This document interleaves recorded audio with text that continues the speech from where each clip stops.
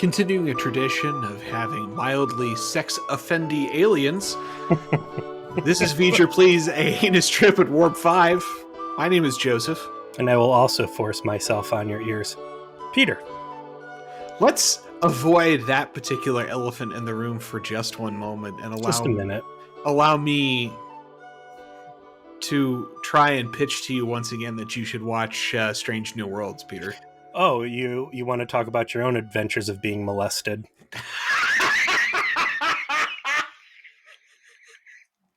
Please show me on the doll where you let Alex Kurtzman touch you. Woo!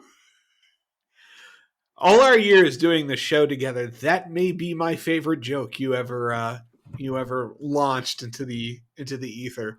Mm-hmm. This is why we work together as a team. So I set something up. I didn't know what was going to happen. I knew you were going to do. I knew you were gonna strike. Come on, man, lay the Stockholm Syndrome bullshit on me. Okay, so I've really enjoyed the show so far. First 5 episodes are out. It's very Orville-like Orville season 2-like, in my opinion.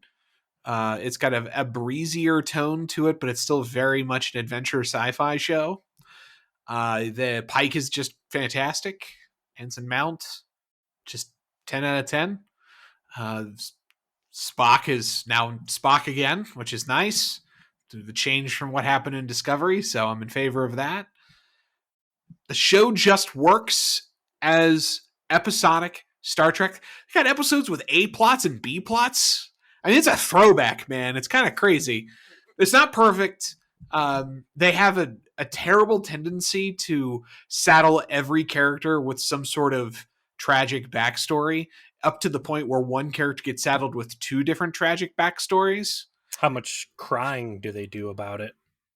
You know, that was actually one of the things that they got a lot better. Like, Discovery, one of its many faults is that it is like the most estrogen-laden television show in the history of man. It's all the main characters are women, and it's just way too in its emotions. And if you're a guy, it's kind of difficult to get through. Well, listen, let's opinion. Sidebar this real quick, and maybe we are really doing something that should be a mess hall at this point. But like, I'm fine with a bunch of women. And in fact, I'm criticizing Enterprise for not enough women after what. You can go the other direction. I'm totally agree. You can be emotional, but I'm going to go back to something that you've harped on, and I think was absolutely right, and it's the concept of unearned emotion. I do think that there is something to be said for the concept that if you don't have balance in the feminine to masculine in the program, you tend to go overboard one way or another. And we're watching Enterprise right now, and again, here's another fucking episode where this is true, where the lack of the feminine touch and the feminine voice lends to some really weird shit, whether it's bad boob jokes or what I can only refer to as Vulcan date rape happening on screen. And then you've got Discovery, where it's just too in its feelings and it's too emotional. There's not enough sort of structure or edge to it that the more masculine voice can provide. And Stranger Worlds strikes the balance. It actually does. It provides it, out of all of the Trek, I think, ever, the most balanced kind of experience in terms of watching it. And it does have a little bit, sometimes goes a little too far, and some of its emotion is unearned, but particularly when it strikes the right balance in some of the better episodes that have come out so far, it's really good. It's actually worth watching. Well, I'll tell you what. Here's what I'll say. Let it get through the rest of season 1. And if it completes season 1 and the only real dud on the books is episode 2, as I've heard, then I'll take the time out and I'll watch it, because my wife is certainly interested. She really liked Pike from season 2 of Discovery. Yeah, if Casey really liked Pike, I would say even if you're not necessarily convinced, she might unironically enjoy just watching it on that. But what you're asking for right now is a big ask.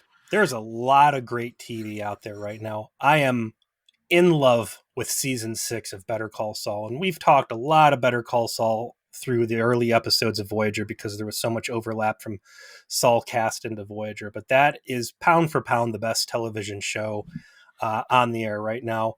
I started getting into Barry on HBO, which has been nothing but fucking amazing, and I highly recommend that. And my own personal favorite, Orville, just started, so there's 2 episodes out for that. This Obi-Wan thing, I'm gonna wait. I'm I mean, time's limited. Time's a precious thing for me.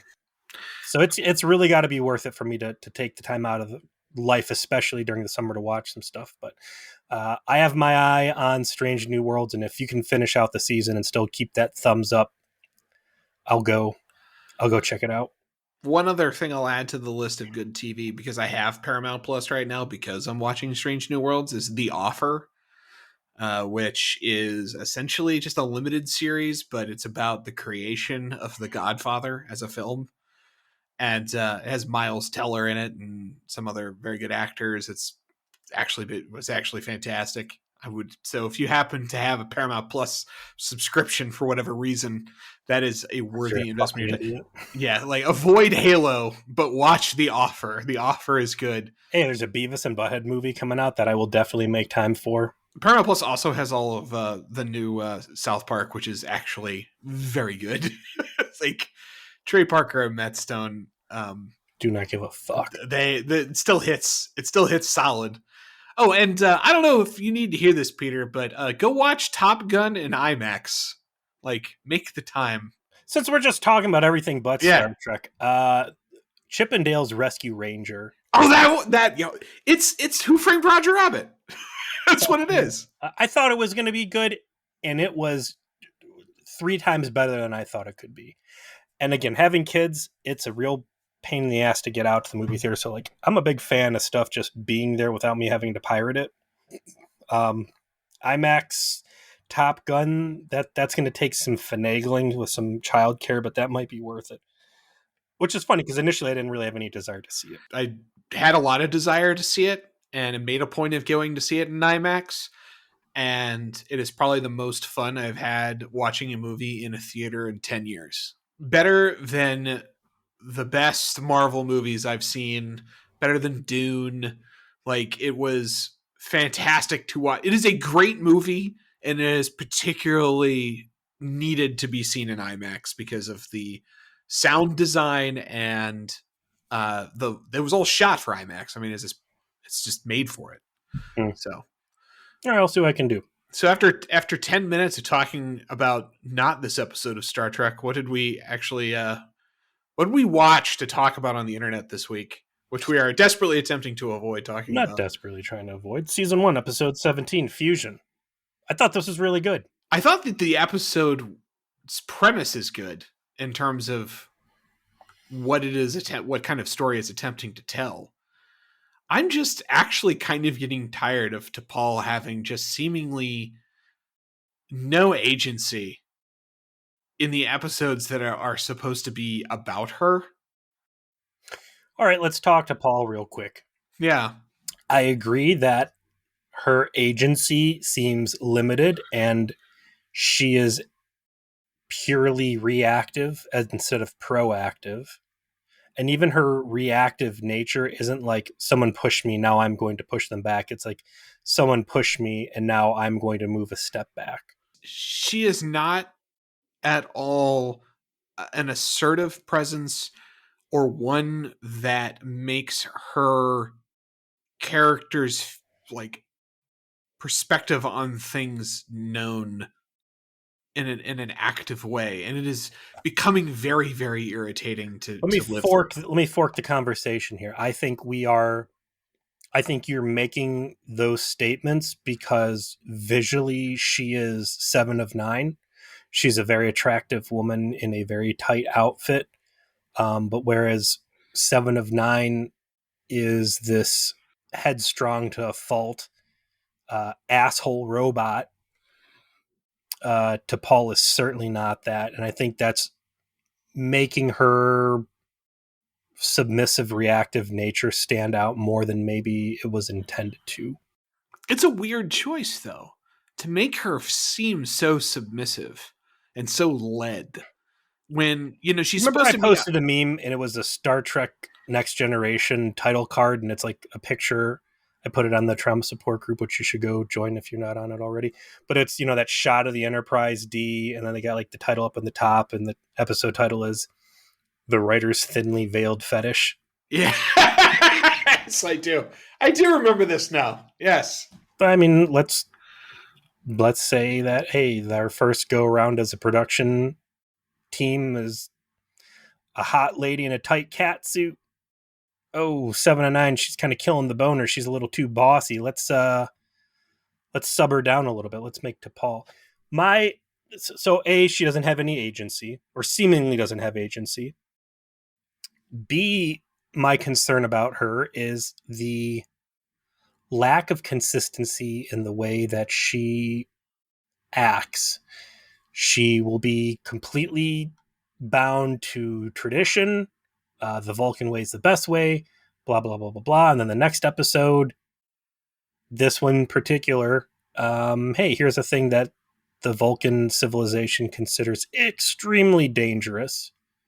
And now one of these emotional terrorists told me, hey, why don't you not meditate at night? Which presumably Vulcan children are told why you have to meditate at night, because if you don't, you go crazy and do crazy stuff.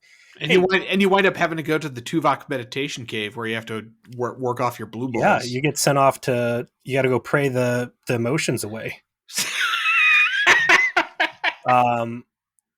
Hey, don't meditate. Let's see what happens. And she's like, okay, I'm not going to meditate. And then I'm going to have a bad night. And then I'm going to kind of keep going back to the well. So like, we're in episode 17. And let me make some predictions as far as T'Pol goes. She wants to be a bad girl.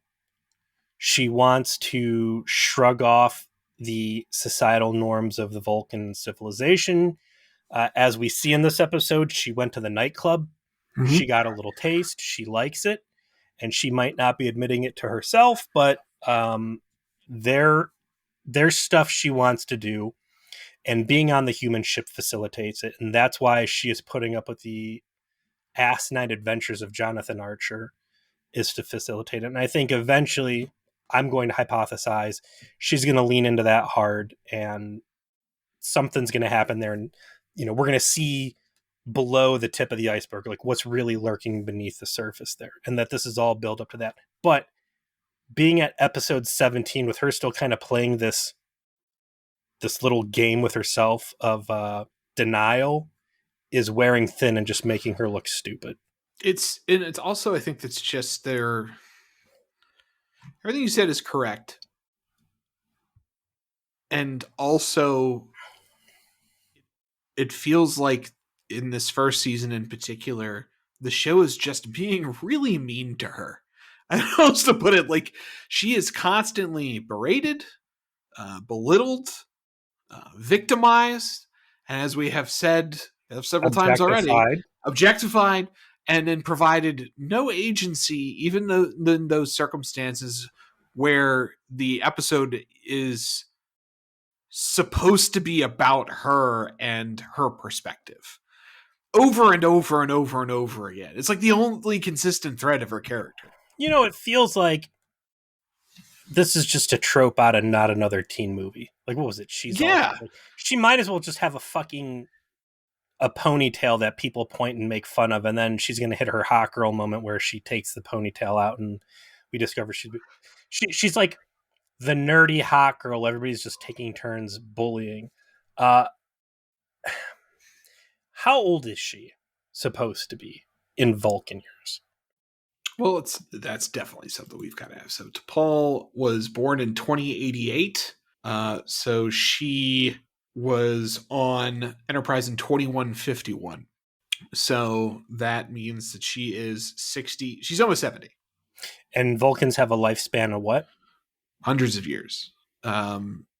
So like Sarek lived until the 24th century, and he was the ambassador in the 23rd century. I'm sure it'll show on his Wikipedia how old he was when he died, right? This is important space math we're doing right now, by the way. I agree. Yeah, this is very important space math. Throw Tuvok in there, too, because I was thinking about him on the way to work. Like, was he born around then?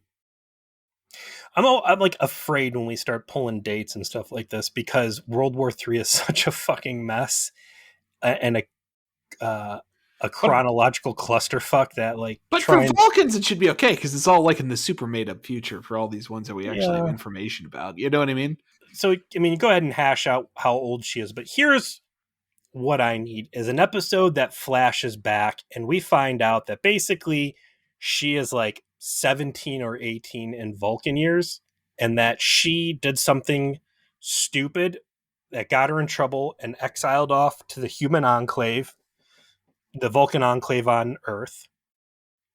And she kind of pissed people off there. So when there was a chance to shove her off onto a ship and get her out of the enclave, people were eager to do it. And that she is a black sheep or that there is something different about her, that she has never fit in with Vulcan society, that she feels more at home with the humans. That's why she has been picked for this, that she has not found her own confidence. That is why she has been perpetually not victimized, but why, more often than not, she's the butt of the joke. There are ways you could potentially explain the circumstances that T'Pol has found herself in, or why it is things have occurred the way they have, or why she's passive, or sure, there's ways to navigate the minefield they've laid for themselves. I'm not doubting that.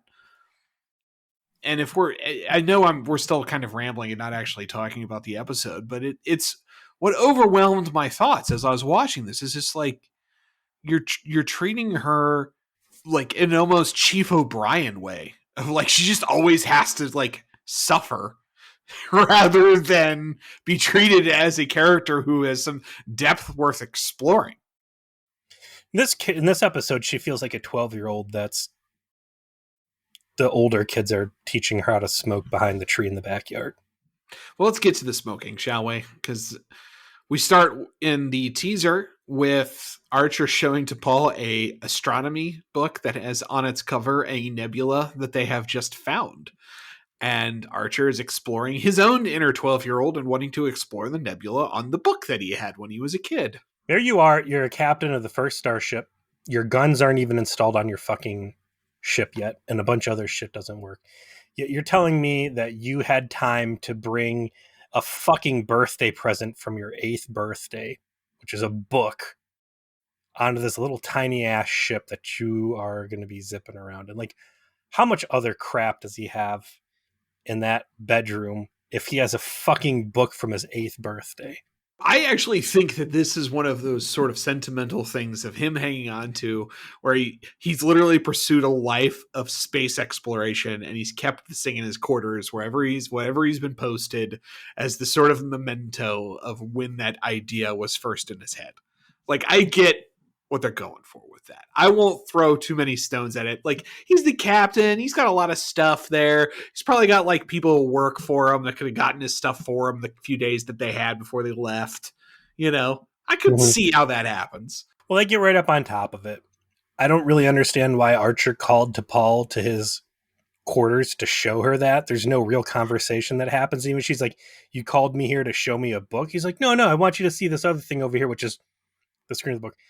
Imagine having a boss that just calls you to their house nonstop to just. It feels like The Office. You know, Archer was calling her into the office in the hopes of just getting his face in her boobs again. He got a taste of the good life. You know, he wants. It's a small room, okay. You know, you just try to create the circumstances by which you can relive your fantasy. You know, Sure. which is also possibly a plot line from The Office. Now that we're being honest. So this doesn't last long because they get hailed by a Vulcan vessel. And they're like, "Uh-oh, suspicious. This is bullshit. It's going to be Vulcans. It's going to be nonsense." Except they get hailed by a very nice guy who's a Vulcan by the name of Tavin. George Kirk. Yeah, it's George Kirk. Yeah, or more specifically, it's Chris Pine's dad. Same thing. So this guy is played by Robert Pine, who is alternate reality from the JJ movies, Kirk's dad, and he is like, "Hey, how you doing? I'm I'm the captain of this vessel, and we could use your help." And everyone's like, "You seem like a person. That's weird. Our danger sense is up. We've met Vulcans before. They're all jerks." I like them saying we don't have this record of this ship configuration in our database, and DePaul's like, that has not been used in a very long time because someone on the writing team didn't want to really commit any research or flesh that out at all. Yeah, that's canon, man. You start spitting out technobabble there, then that shit gets in a book, and then people are going to use it for 20 years, Yeah. and then 21 years later, if you don't make that reference correct, they will all be mad at you. So just say it hasn't been used in a long time. You just duck that. How long has this been out there? Oh, Captain, it's been out there a minute. The guy's real easy to go. Hey, could you please help us? Which, when's the last time we've heard the Vulcans asking for help? Never. We need help with these engines. Please and thank you. And Archer's like, oh gosh, wow. How seemingly nice. And DePaul's like raising the eyebrow over there because she smells that something is wrong. They go ahead and they dock the ships side by side. They're starting to inspect. And we find out these are not our garden variety Vulcans at all. They come over to have dinner in the captain's mess, and it's Archer and T'Pol, and then two of the Vulcans. It's the captain who we've met earlier, Tavin, and then the guy that everyone warned you about at the Goth Club, named Talaris. I like to call him First Officer Smirky. Yes, Mr. Smirk. Not Mr. Spock. This is Mr. Smirk. This man vibes from the moment he is on screen to say, "Don't let him near your drinks, ladies." Like he's got that predatory glance and that, as you mentioned, that ever-present smirk that says, "I'm not above Rohypnol." He went to the Catherine Janeway School for Gifted Close Talkers.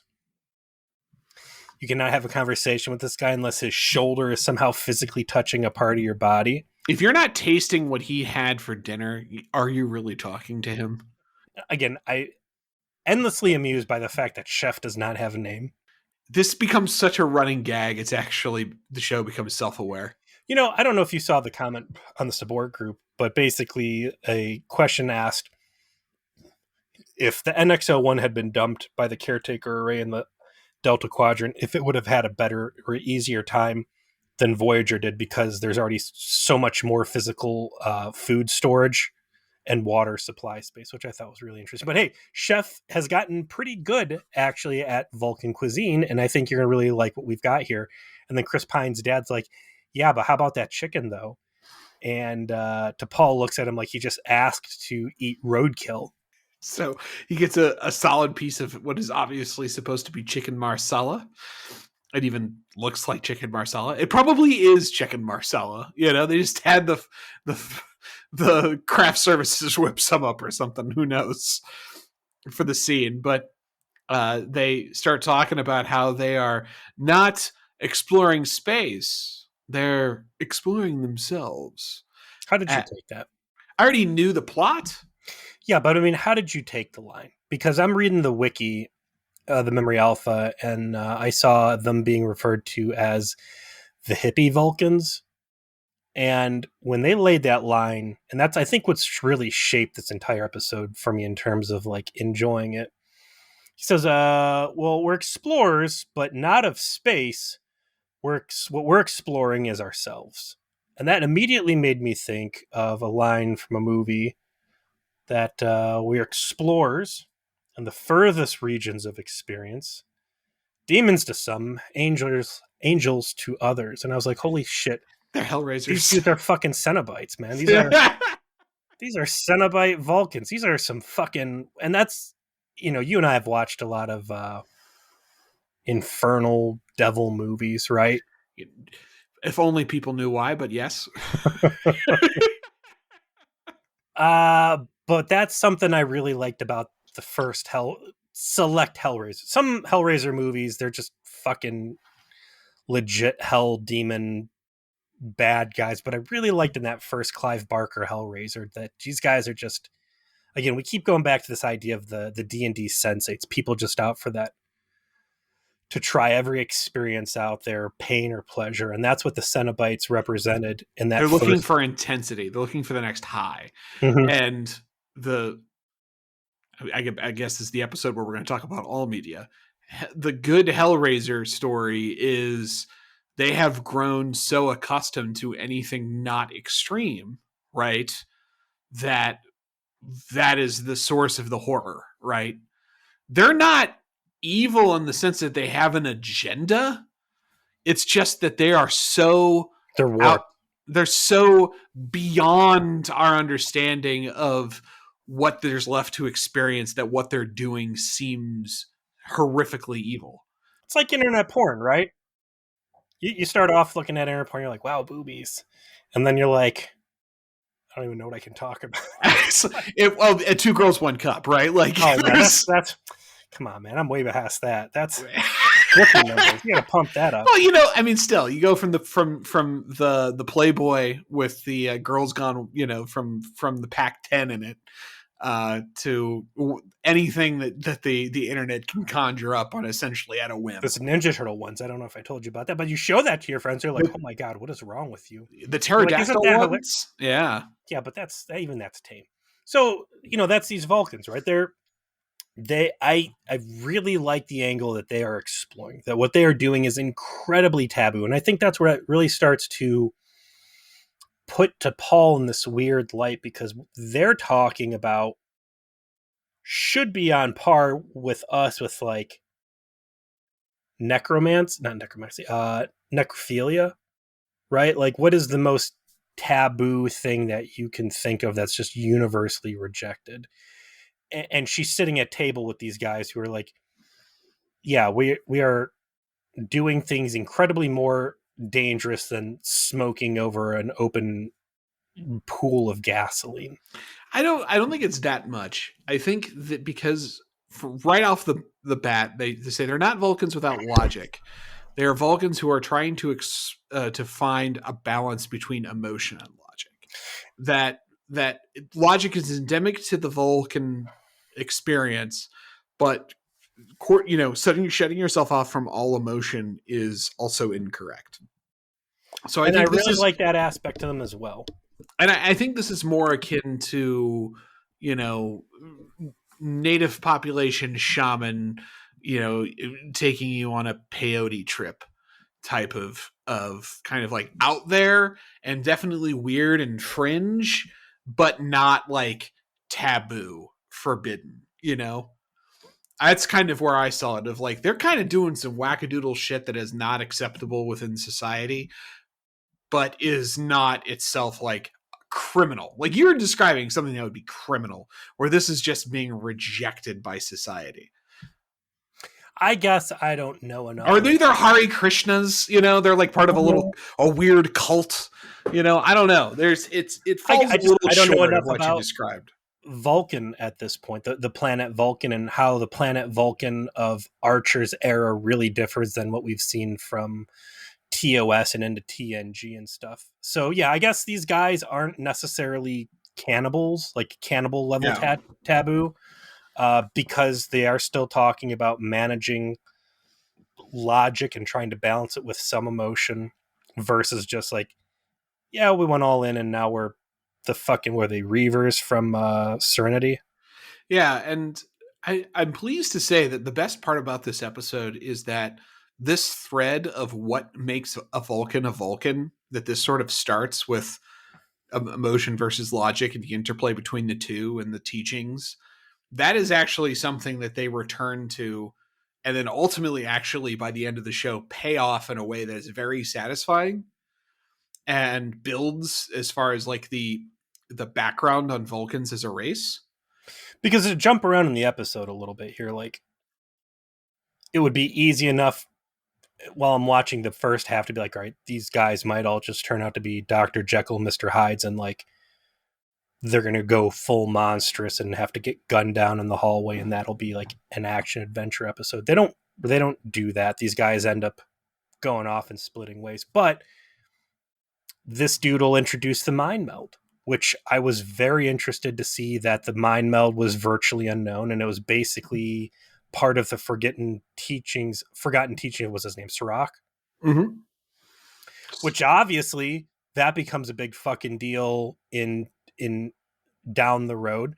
So something these guys are doing has to survive this episode and reach mainstream. And like as you've put out there, like Vulcans in Enterprise are an incomplete race. They're missing a piece Mm-hmm. to get them to their perfect form in the TOS and TNG era. What is that evolution going to be? Where's it going to have to come through? And these guys seem like a great pivot point.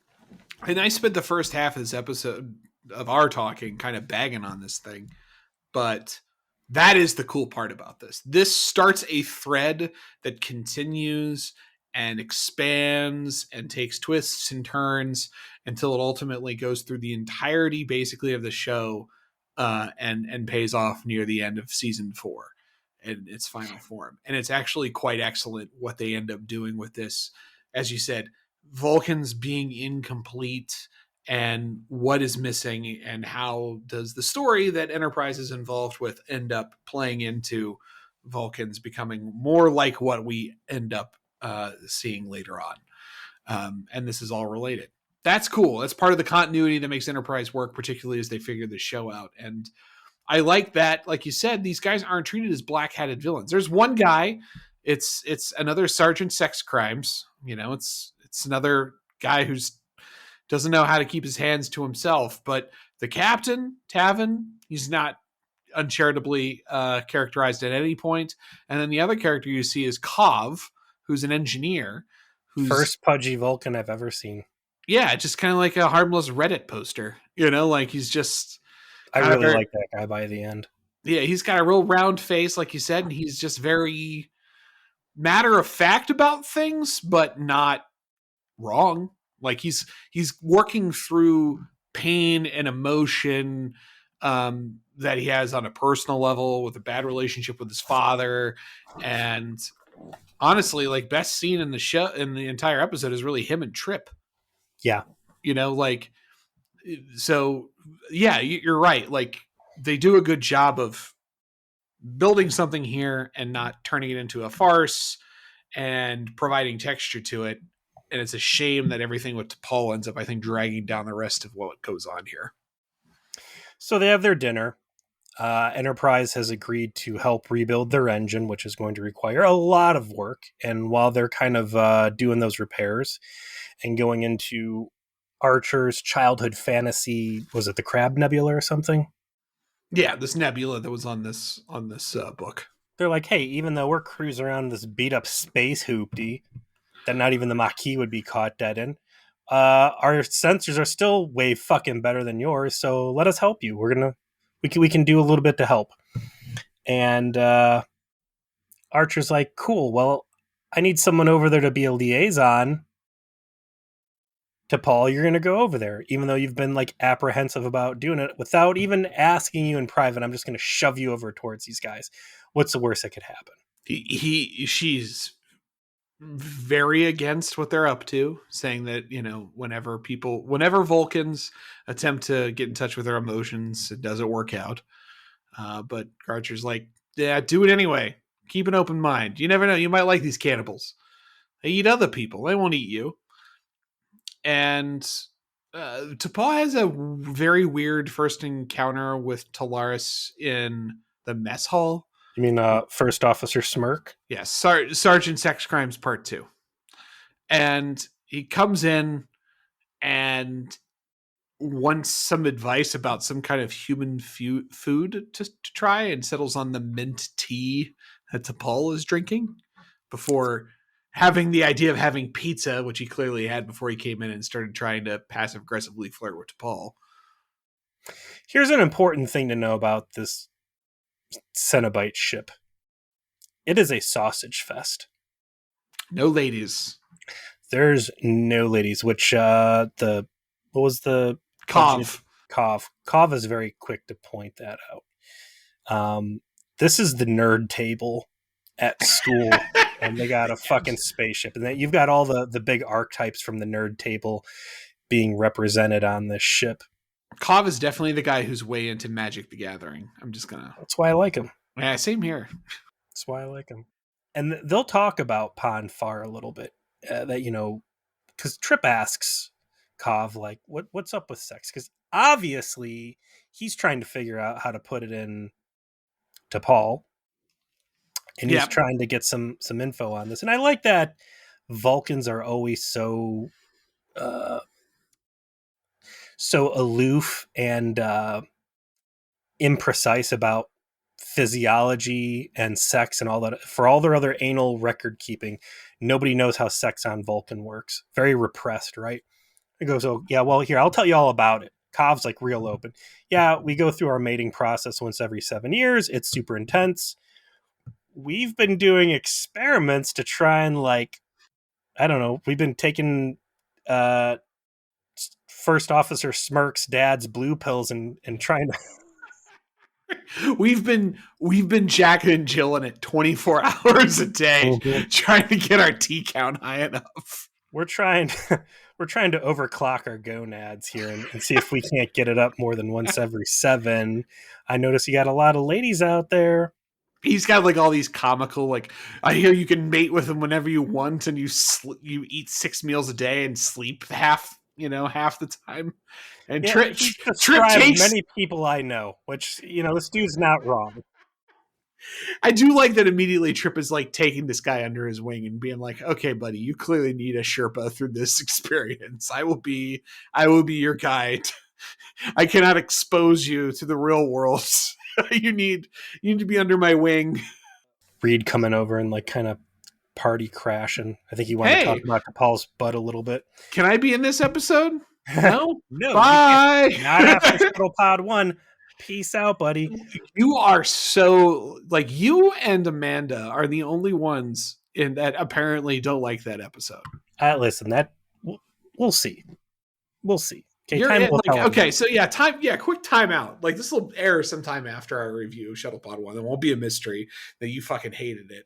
And already, before it's even gone out, the drama support group is rallying around me and my defense of the episode. And you've got one Canadian on your side, and that is it. I got 2 people on my side.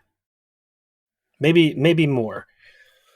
So the mess hall scene between T'Pol and Smirk, he also kind of probes, and I guess this is a good time for her to like, if you were going to put some shit in her past about why she is as down with this crew as she is, it would have been here. Like, this is why I'm an outcast. This is why I'm interested in humans. And they'll broach it during her dream with the jazz club or whatever. But he's kind of starts hinting around like, you're getting along well with these humans. You're different. There's something here you want to explore. If you set the sexual assault vibes for this guy aside, like, he is very clearly a recruiter for whatever this Cenobite cult is. If you take away the attraction that he shows towards her, like, the guy's on the prowl for converts for the cult. And he definitely sees a lot of potential here. We find out that T'Pol served on the Enclave on Earth for 2 years. And up to this point, it's been 7 months since Broken Bow. And we already established back during Shadows of Pajem that no Vulcans ever made it this long being on a human ship, which lends, further obvious credence to the fact that she's there for her own personal reasons that humanity facilitates. But I think he does some pretty solid, being a former, I guess we're fraternity boys forever, but like I see the rush angle this guy's taking here, right? Like, he's rushing her hard. That's why I say it's more of a cult mentality than anything else. They're Hare Krishnas, but the plot continues when Hoshi gets a message from Admiral Forrest. Hey, she gets to be in the episode too now. Yeah, very briefly, just real quick. Wow. Yeah, there she is. And Forrest talks to Archer and is like, yo, heard you met some Vulcans out there? Listen, so Saval came to me asking me for a favor to see if you can get Kov to contact his dad because his dad is dying. And they had a falling out before he left. And, apparently this guy's a BFD, and it's going to look real nice if you do them a solid since they just let you keep Paul. Because his dad's a council member too. Yeah, like he's on the high command. He's exactly the kind of guy who you want positively disposed towards you. So why don't you make that magic happen for us? And then there? Archer's acts like Forrest's asking him to poison somebody. Yeah, I'll see what I can do. Ho and hum, and it's like, dude, you were just looking for ways to keep T'Pol on your ship. Like, drop the bullshit. Up to and including like faking a medical diagnosis to like do this weirdo shit where you convince the Vulcans that she's sacrificed her life for someone else. Like, this is such a 3-foot putt. Oh yeah, no problem. I'll make this happen. That's easy. I'll work this kid. I'll get him to get in touch with his dad. No problem. We can do this one. No, what is it? A dying father wants to talk to his son. I mean, this seems like it's an obvious morality choice here, but I don't want to go playing God and I just let a billion fucking people die on a planet's surface when I was dangling a cure over their head.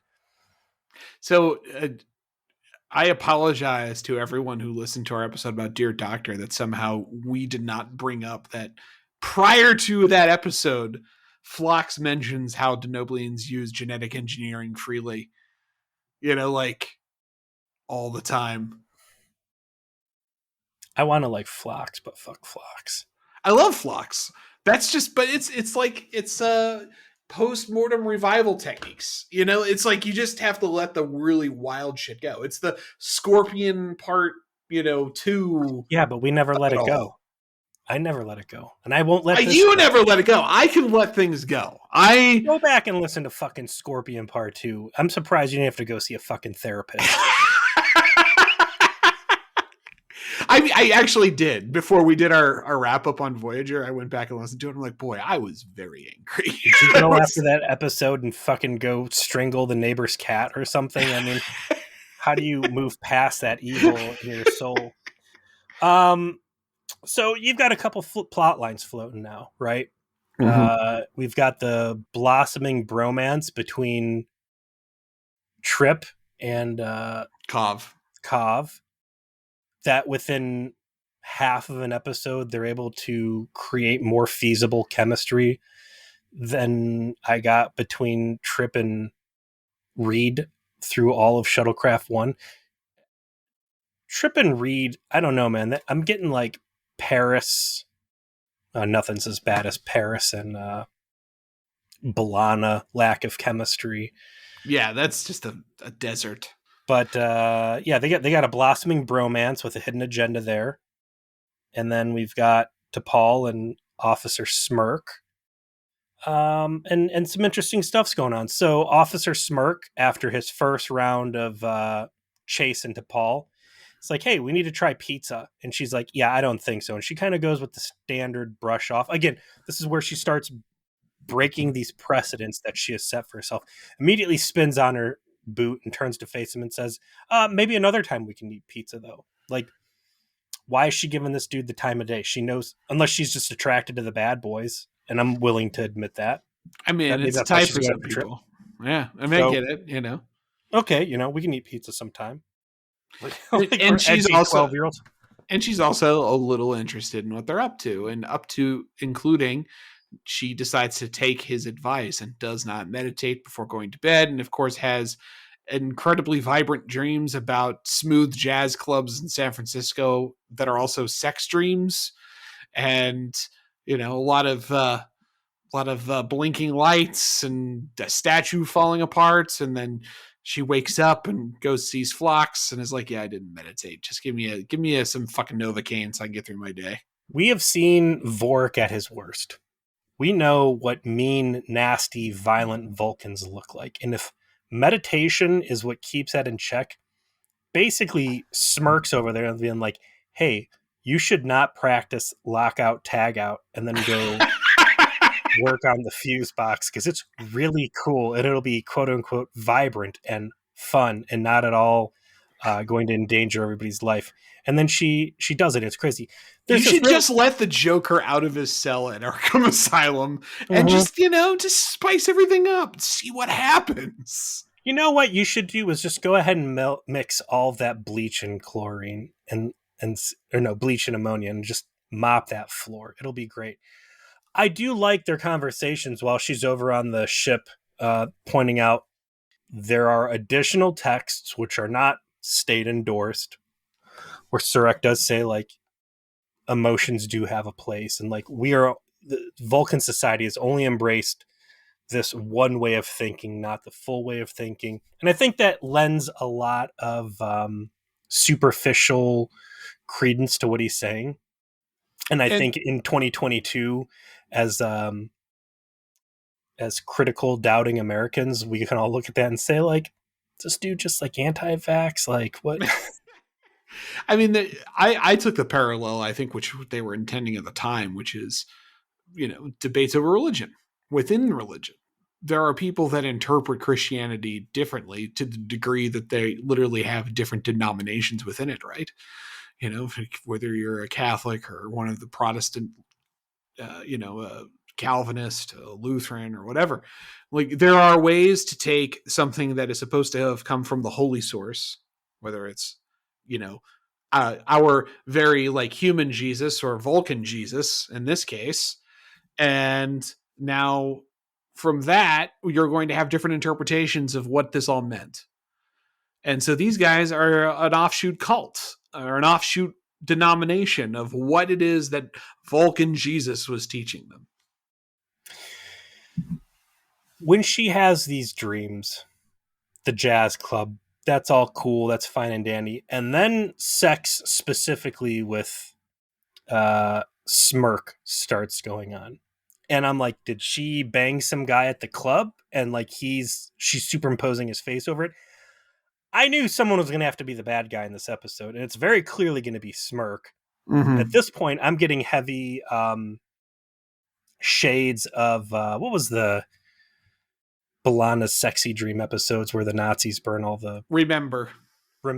So I'm figuring, because we know that Vulcans are also, amazing psychics in addition to everything else, that this dude's like telepathing in and like puppeting her dreams, and there's some sort of like weird intrusion of his mind into hers.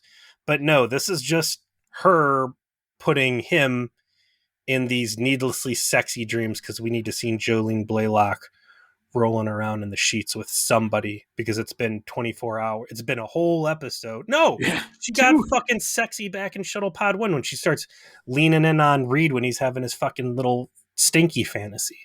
Yeah, they cannot help themselves. It's what she's objectifying her. Like, they cannot stop. It's what she's there for. It is what she's there for, and it is so much worse than what they did to 7 of 9.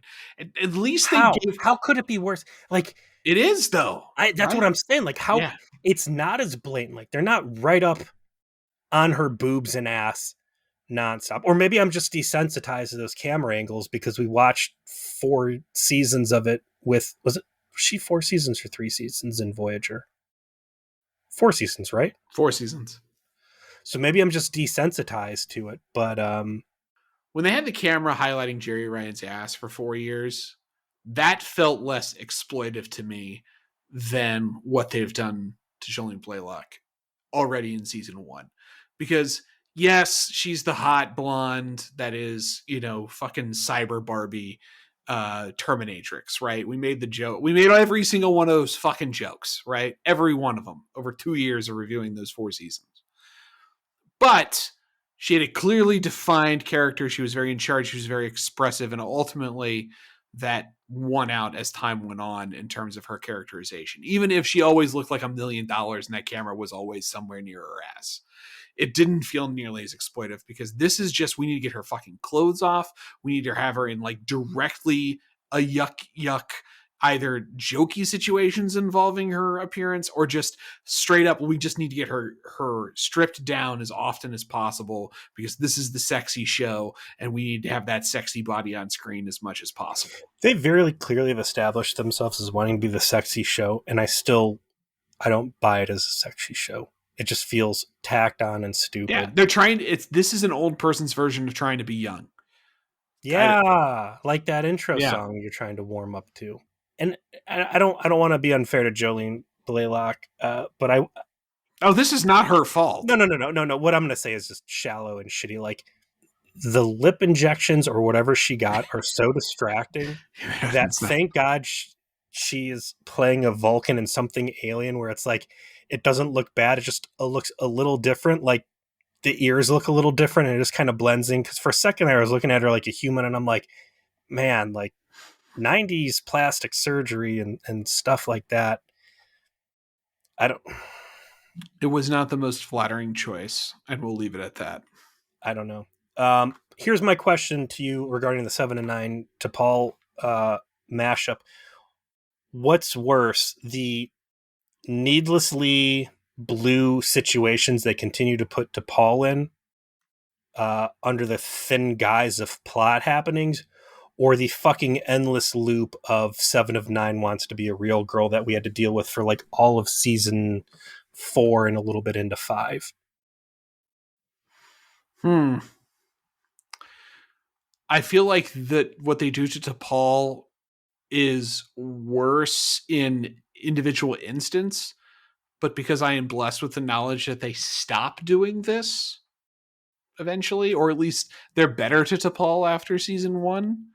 It's hard for me to say for sure, right? Like it's more intense what they do to T'Pol, but also it doesn't last as long. To me, 7 of 9 was worse because those repetitive plots of her going through the same motions over and over again made me dislike the character.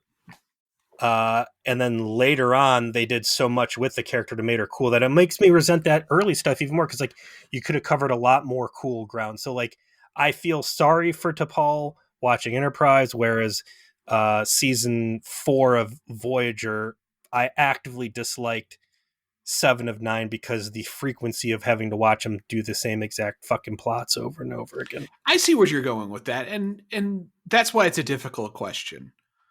I completely agree with you, and I'm sure if we roll the tape back, there's a lot of us talking about how fucking boring that got. And boring, man, that's the worst sin. Yes. You don't ever want to be boring. You can be bad and engaging, and that is way better than just boring. And maybe this, because it's so bad and blatant and therefore interesting to talk about, it's not as bad. So it's a worthy perspective, sir. Speaking of some worthy perspectives, apparently T'Pol thinks Smirk has something worth checking out, even though she just had her intense, sexy dreams. Despite, God, man, she is sickbay's number one customer, huh? Yeah, teeth, getting shot, bad sexy dreams. It's a good thing that Phlox is as good a doctor he is, except for all that billion people that he left to die, because he can fix all this stuff. And I'd forgotten about it for 5 minutes. Thank you for reminding me. and don't worry, I'm here So for you. she goes, "Hey, you know what, Smirk? I would like to learn more in that Starship Troopers kind of way." And he's like, "Great, let me come over with my Ouija board, and we are going to explore the far reaches of weird. I want to show you this new Milton Bradley game I bought. It is called Mind Meld. This is an uncommon, long abandoned technique where I touch your face, and I'm going to skim over, or maybe he's just not aware of the dangers that are present by mind melding, but I know I'm going to touch your face and I want to touch your boobs, and this is probably going to be the fastest way to get to do that." So the other thing I thought might have been going on here, and maybe it is because they don't explicitly disprove it, but like, let's go back to Random Thoughts of Voyager, where you have a society, a repressed society that fetishizes, that certain elements will fetishize and highly make a high commodity of bad think.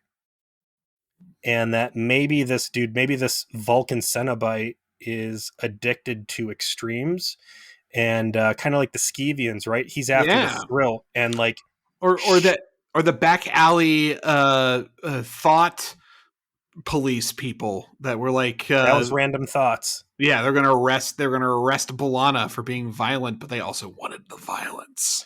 Right. So like she's got extreme repressed experiences, and that's his fetish, and he wants those memories. And I think that's kind of like my final takeaway on this guy. And they do some cool like fleshing him out. He used to be a very prestigious literary teacher at the most prestigious Vulcan Academy. He left a great life. T'Pol kind of criticizes him for it, and he's like, yeah, well, that wasn't scratching that itch for me, and that's why I'm out here on the USS Sausage Fest. And that makes a lot of sense, like that he was a literature professor, because that means he has this sort of untapped artistic quality, right? Like if you don't, no one studies literature that isn't into the expression of the self. Sure. Like that's, you don't devote your life to that unless that moves you. And so if you're a Vulcan who's into that, you're going to have a lot of itches that aren't scratched. You're going to read all of this literature and have to internalize it and then talk about it and instruct other Vulcans in it.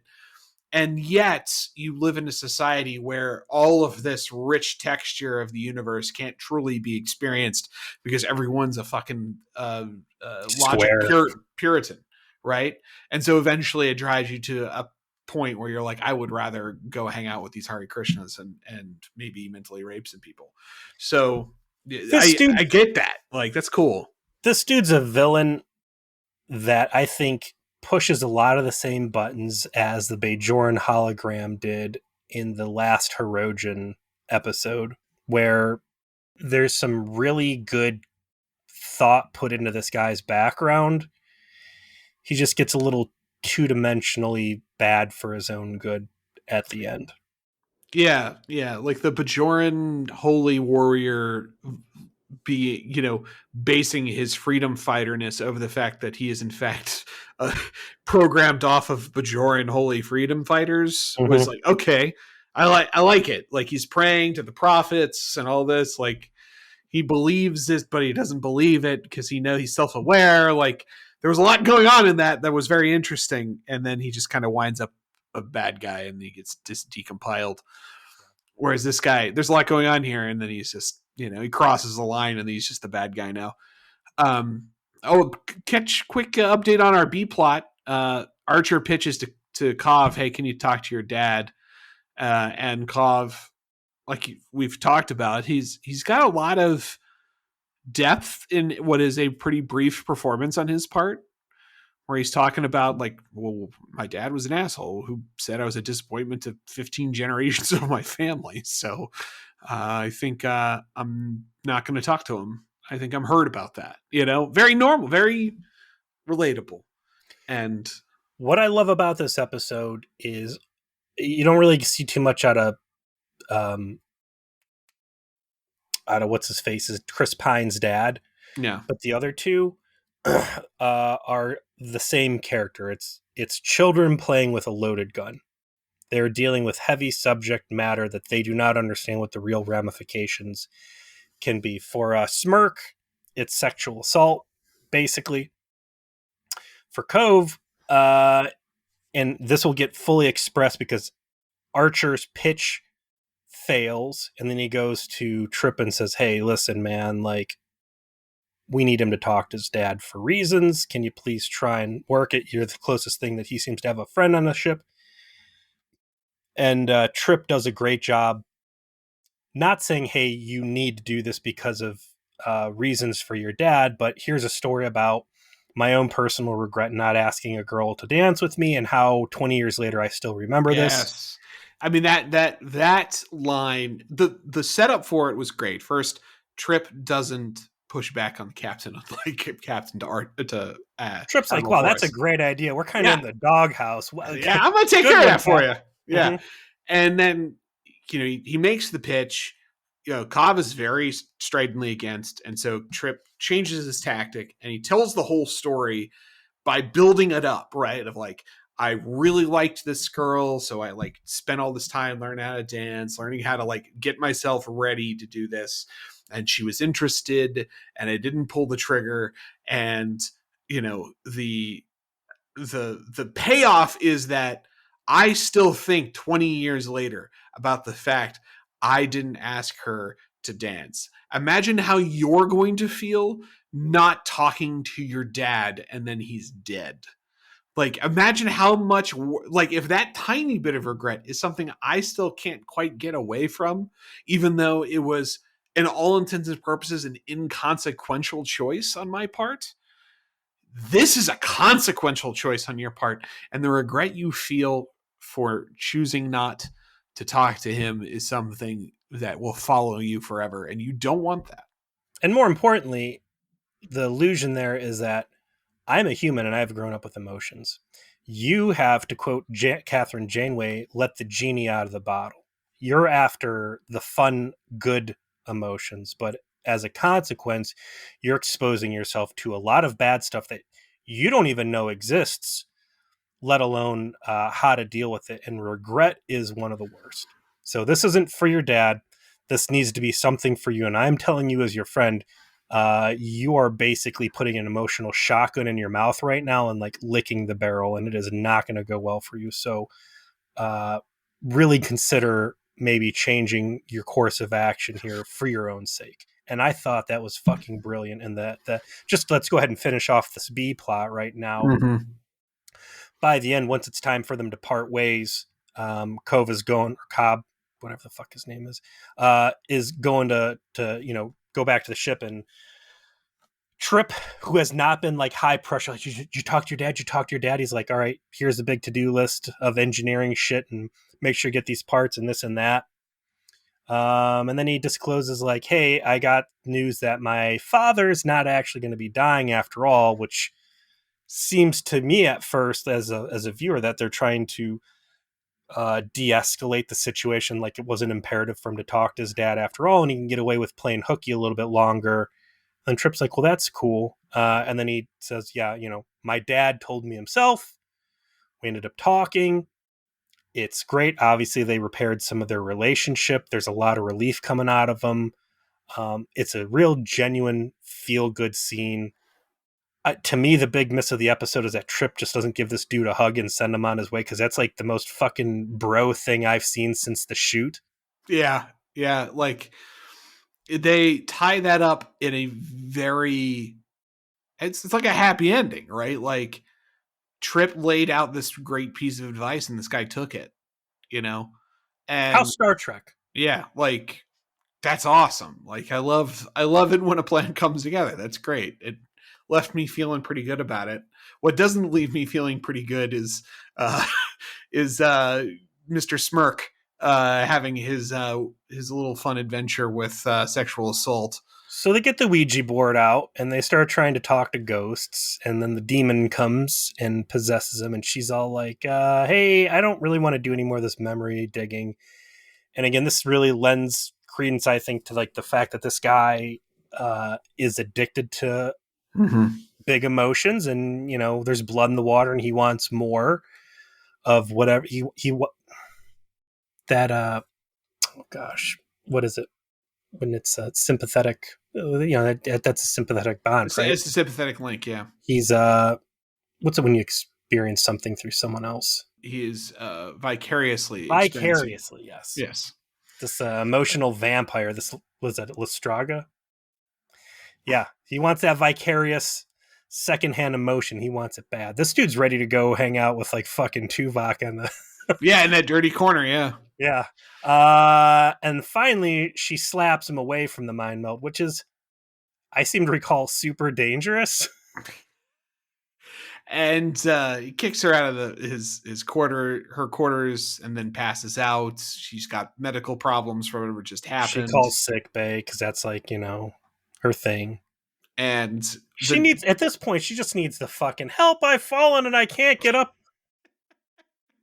So the scene that wraps up the episode is essentially Sergeant Smirk coming to speak to Archer, and Archer's being real glad handy, like, How you doing? Can I get you Yeah. some coffee? Speaking of happy endings, I don't know if you know, but Jonathan Archer is a total masochist who gets off on getting his ass kicked. So he engineers It's this after the fucking Chris Hansen To Catch a Predator yeah. moment. Take a seat over here.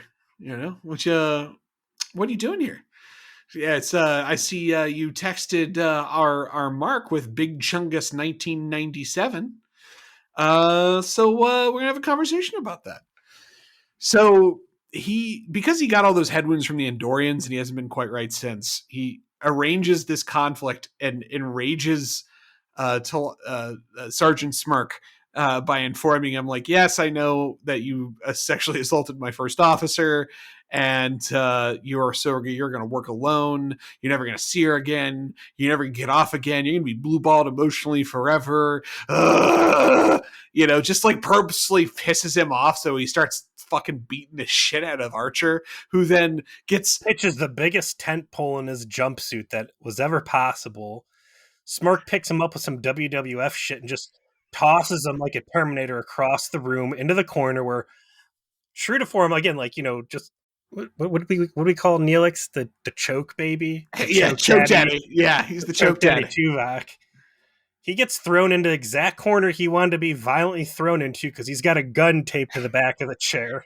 In pure Maybe, Picard fashion, right? That's like where the Romulans had the fucking Glocks in yeah, Picard's fucking house everywhere. maybe this wasn't Archer's exact plan, was to get thrown into that corner. Maybe he's just got guns taped everywhere, and that makes the illusion that he's real smooth. But of the 14 phasers, like 12 are currently duct taped to various I was just saying there's only 15 available because 7 are in his ready room. So he pulls the gun and then Smirk's like, oh, you plan this. And then Archer's laying on the floor, phaser in one hand, furiously masturbating in the other. Like, yes, I did.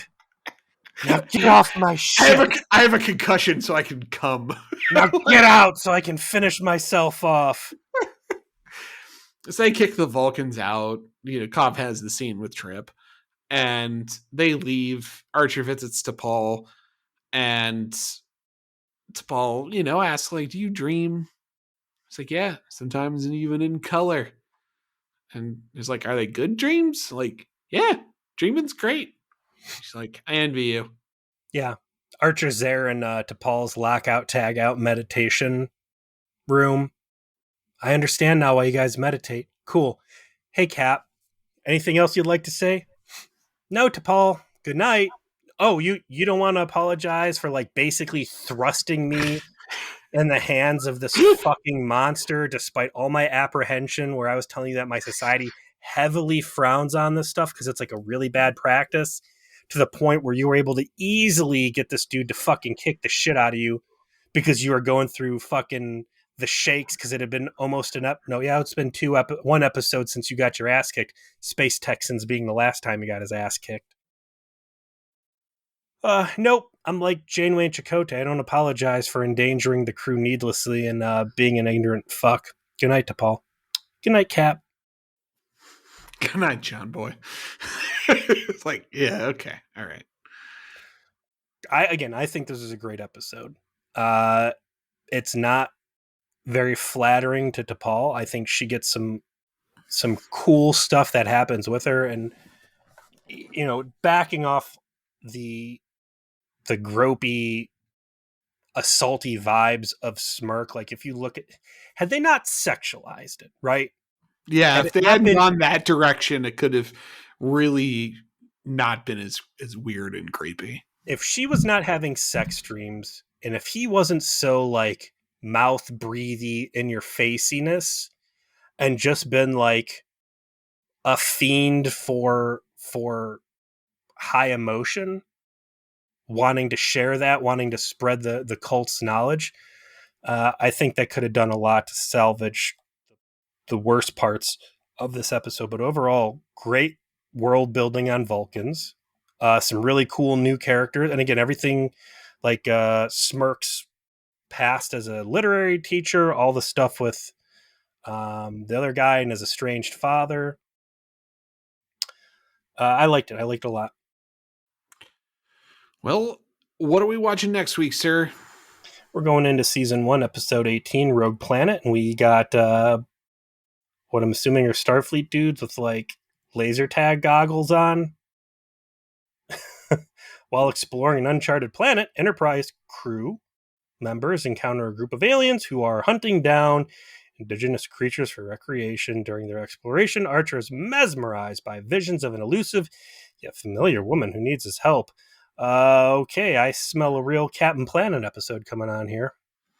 It definitely has Captain Planet vibes. I'm not gonna tell you you're wrong, but I also thought this one was always an interesting Star Trek story. Obviously, there's going to be some psychological trickery, and the indigenous creatures are going to be the ones reaching out with illusions of familial faces to prompt Enterprise into helping.